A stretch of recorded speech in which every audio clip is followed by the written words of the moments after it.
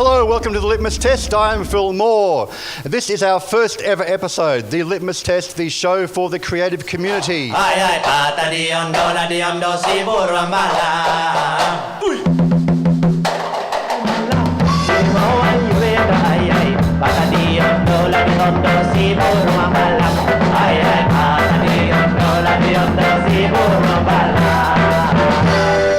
So if you empower the public, if people out there realise how important art is in their lives, and I'm talking not just visual, I'm talking every art, your filmmaking, your dance, culture, your theatre, generally. Culture, your books, everything that we use and we learn about is art. It's some artist, someone's created it. The artistic child is about play. And adults forget to play because there's nothing in the education system, and this is where we need more arts at schools. I totally agree with Patrick here, and I see that with all arts first off, because it's firstly it's a mental health support system.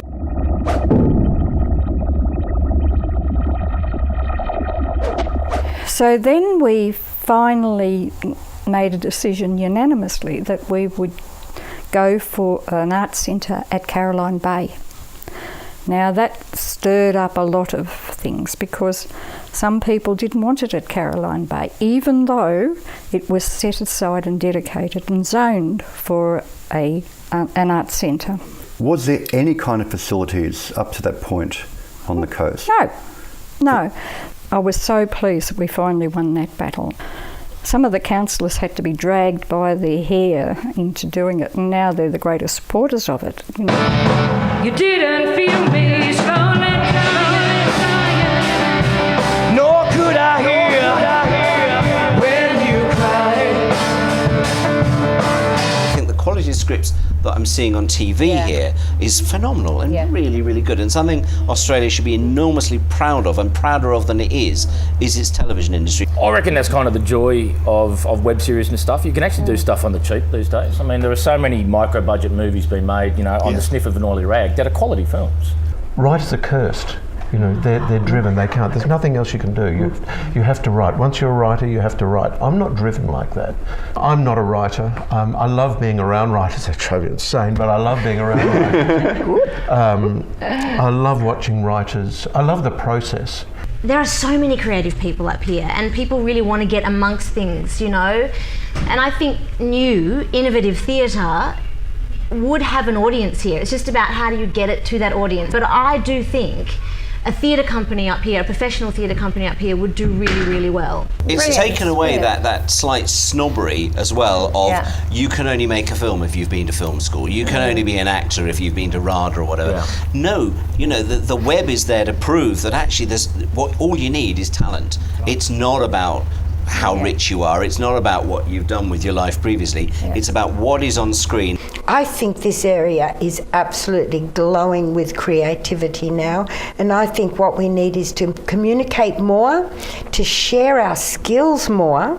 More money to the Central Coast. Absolutely. As you were saying, let's get a studio up here. More money to plonk it on Old Sydney Town, and make a whole bunch of... Just what's here tonight, the amount of creative talents on the coast. I mean, why isn't it a smart move? To fund something up here, because there's so many, and every time I go around the place I meet more creative people that are just wonderful. There's such a hub of people here. It's stupid not to be pushing something further forward. Oh my goodness, I've only recently come back from South Korea. That's why I went. I'm supposed to be showing people how to do art on the beach. I mean, like da da da da. It's not all about me, but I just and there was a spokesperson who was sort of saying we're going to have marquees and we'll set up showing what art we do as individuals, and I'm going like, no, it's not about us as individuals. It's about us coming together. Hell, it just ain't right, but you can't control your new appetite. Why?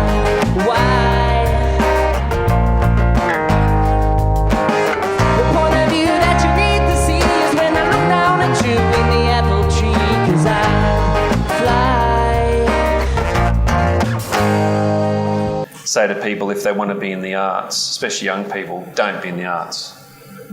So I say... That's every parent's good advice. That's what I say. I say, if you think you'd like to be an actor, or if you think you'd like to be a painter, don't do it. If you have to be a painter or you have to be an artist, that's when you do it. I've tried every which way to make money in this industry, and the only way you can is to get your product right, market it well, and just believes that you can do it. It's not enough to be exceptional at your craft. You have to find ways to have a presence in different markets, and that means to diversify. We don't have the philanthropic mindset to the same degree as America or the UK about giving back to the arts. And if you're not making money off the music, at least you can make the money from the touring and the merchandise. Which is how most artists do make right, money. but that doesn't work anymore if you're signed to a major label, because they own everything. It's a 360 deal, as they call it. Original artists have to create value for their art. It's not up to the venue to supply a place for art to exist. So if you're an original artist and you want to go out there and play, you have to make your art valuable. So, and it doesn't matter how good you are on your instrument. You can be the best musician on the Central Coast, but if no one wants to listen to you, then you're worth nothing. And that may sound harsh, but that's the business reality. We've all chosen to work in this industry. It's the hardest industry to get work in. Yeah. And maybe it shouldn't be, but it is. And the only way you get anywhere is with hard graft, is with that kind of going, well, it's almost like a vocation. I'm going to do this and I'm going to keep doing it until either someone picks me up and goes, yeah, you're brilliant, I'm going to hire you, or you fall down dead. If there is an expectation from writers who are cursed, that they're going to earn a living out of book publishing in this country, very rare. It can happen, but very rarely does it happen. Unless you're Bryce Courtney. Unless you're Bryce Courtney, and that doesn't happen overnight. Our infrastructure lacks. It lacks vision. It's lacked vision for 4 or 5 decades. Look, the Central Coast is lacking. I think there's no two ways about it. What are we doing about it? Well, the Conservatorium and FOPUP, Friends of the Performing Arts Precinct, we're working very hard to gain a concert space on the waterfront or somewhere around that area, anywhere in Gosford. So they've been talking about building this performing arts centre, I think, since the Arc was going to be built. I think the important thing is actually getting a groundswell from the community.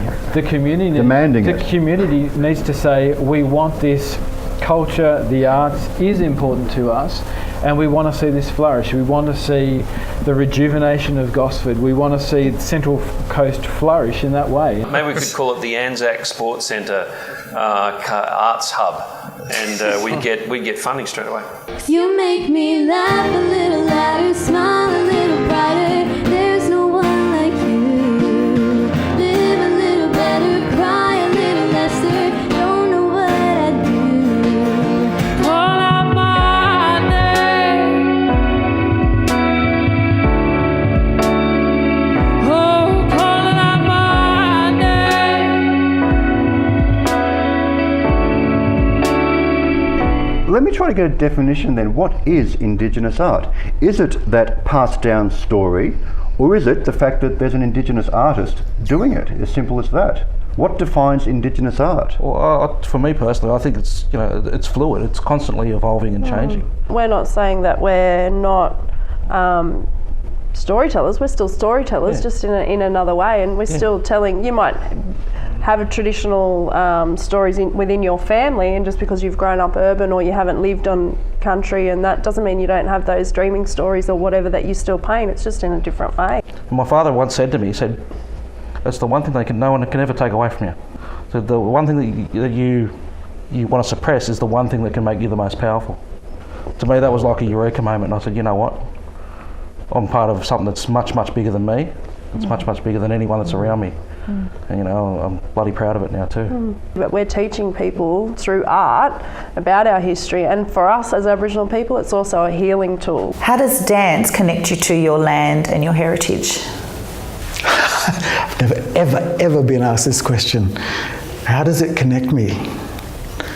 Through your feet? Through my spirit. Yeah. It's, you say it's, but you're right. It is through your feet. You connect to the earth. You connect. Reconnecting with your heritage is so important. But why do they take it? Why do they let it die?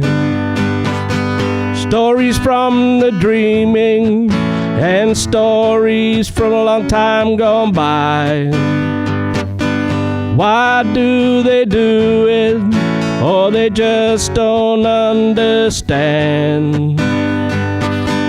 We are a part of this land. There are people out there, and I won't use the word Philistine because I wouldn't want to use that word, but until people realise that the arts are our stories, and it's the artists that leave the stories of our times right now into the future. And without the artists, we don't have that. The mission of Seek Up and of this show is partly networking and trying to bring different arts together. That's why we put the show together. And using technology that's available now that wasn't even thought about, you know, yes, back and we do it then. through the internet. So. And it'll go on and on and on. May the curse be with you. Oh,